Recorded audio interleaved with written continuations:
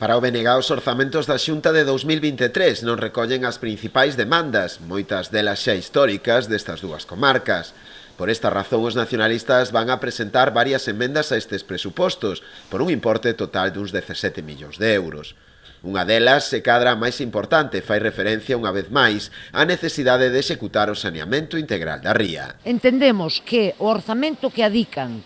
ao saneamento de Noia, despois de tantos anos sin facer absolutamente nada, e despois de que o plan de saneamento se aprobara xa no 2021, non incluíron ningún peso para o 2022, que agora inclúan unha partida de 1,9 millóns de euros non nos parece suficiente. Nós entendemos que a ría é prioritaria, é o principal, por enriba de calquera cousa, e polo tanto nós entendemos que hai que dedicarlle máis recursos precisamente, non só en Noia, estou falando de unha emenda a propoñer precisamente para que toda a actuación a que está prevista para o ano que ven, máis a deste ano,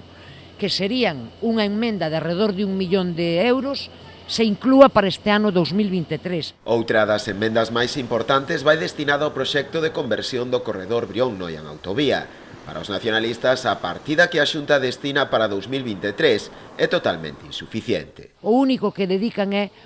1 millón de euros precisamente para a redacción do proxecto. Evidentemente, nós entendemos que isto é unha cantidad pequena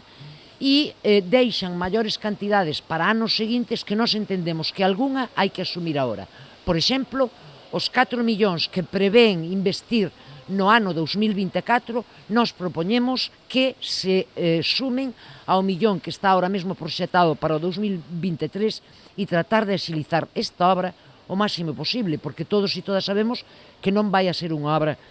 que se faga en 10 días, non? Outras das demandas que agardan que a Xunta as teña en conta e as incorpore ao seu orzamento fai referencia á creación dun bus comarcal que conecte todos os concellos da comarca, que se solucione a falla de chan industrial, apostando pola construción do polígono industrial de Porto do Son, ou se aumente o investimento para a planta de compostaxe de Serbia. Tamén reclaman unha gardería infantil para Noia, que a día de hoxe segue sen este servizo público, orzamento para a rehabilitación do Cine París, en Muros, a consolidación do Museo das Daudas Gremiais de Noia ou a musealización da casa natal de Francisco Añón, en Outes.